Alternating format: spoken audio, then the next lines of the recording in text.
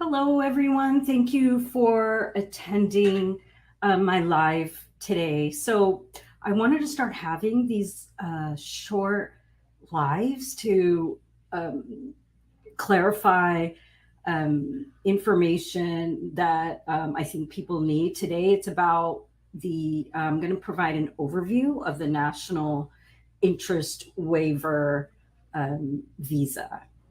So, before we start, my name is Priya Alagiri. I am the founder of the Alagiri Immigration Law Firm, and we focus on national interest waiver visas and the extraordinary ability visas. Okay, so let's start with an overview. What is a national interest waiver? First of all, it is what everyone should know. It's in the employment-based second category, which is referred to as the EB2 visa category, which means it falls under all the requirements of the EB2.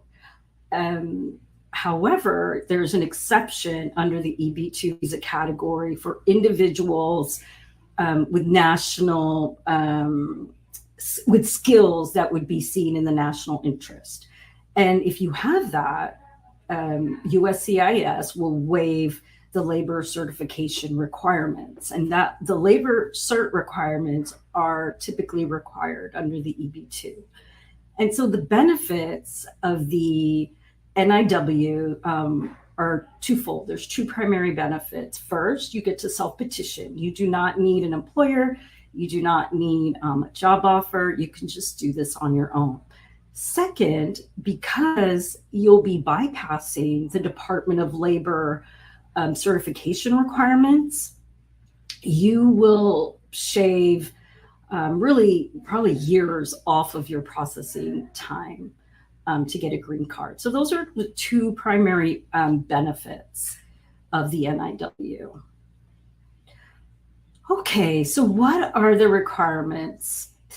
There is an educational requirement. You must have either an advanced degree, meaning a master's or PhD, or you have to have a bachelor's degree plus 5 years of progressive experience. Or if you don't have those two, you can still apply if you show that you have exceptional ability. Secondly, apart from the education and experience requirements, you have to show that you are well suited to pursue this work in the US. You don't have to be the best suited. You don't have to be in the top of your field suited, like for the EB1A, but you have to just show that you're well suited. And then finally, you'd have to demonstrate that on balance, considering all the evidence and information, it is in the US's best interest to waive the labor certification requirements. Okay, so next, how do I prove I qualify? All right, so as I mentioned, apart from the education requirements, you must show that your work has substantial merit and national importance. So, it's kind of vague, but you must show both. You have to show merit and importance. And how we do that is we really focus on your field and your endeavor, what you would like to do in the US, and to show that it has merit and is critically important to the US. So obviously fields like sciences, health, technology, those types of fields very naturally can demonstrate importance to the US. We would have to show the benefit to the US, which can take all shapes and forms. It doesn't have to be economic. And I wanted to point out the STEM fields. So if you are in a STEM field, science, technology, engineering, mathematics, you are in I don't know, better place to apply for the NIW right now. I'm not sure if anyone's aware, but back about a year and a half ago, the Biden administration eased restrictions on the NIW for STEM applicants. So right there, because the government has eased restrictions for the purpose of the NIW, you're already proving merit and importance. And they ease the restrictions because they feel that those fields are critically important to the US to remain competitive. So just by having a STEM field, you're kind of already showing your merit and importance. Okay.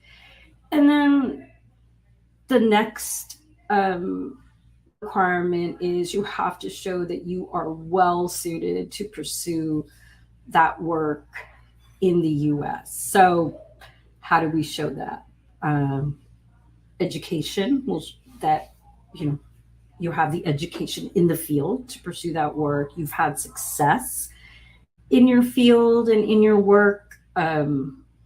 Maybe you've won some awards, you've published papers, you have something novel that you created, patents, things like that. Again, you don't have to show that you're in the top of your field, just that you're, at least exceptional. You've done some work that really demonstrates that you are well suited.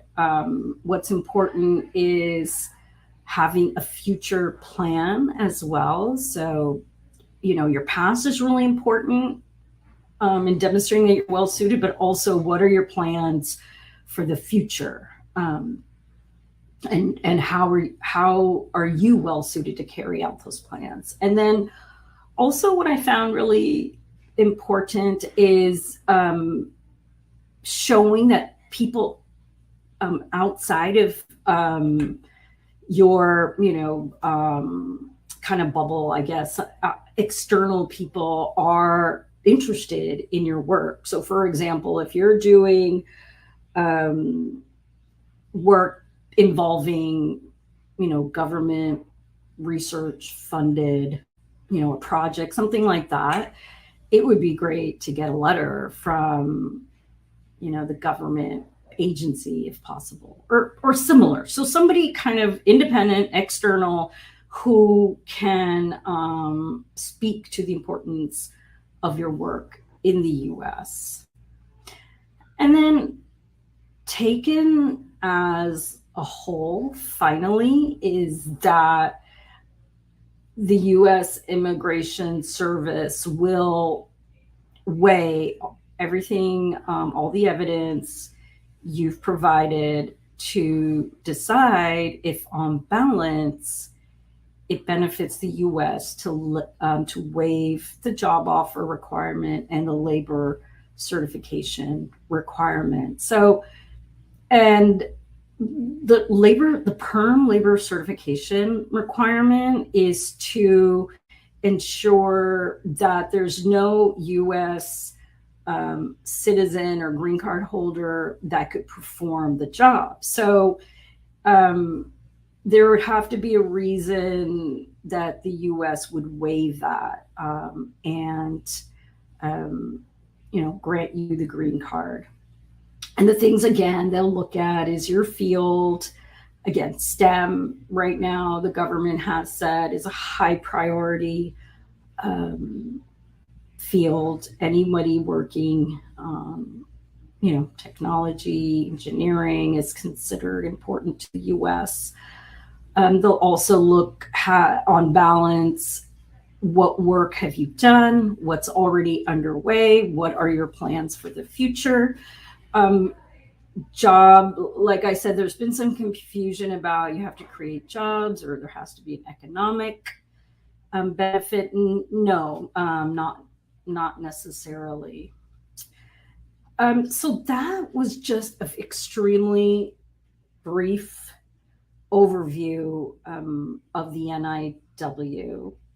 If you have additional questions, please reach out to me at hello at alagirilaw.com, or you can DM me at any time. And hopefully we will try to have these lives more frequently.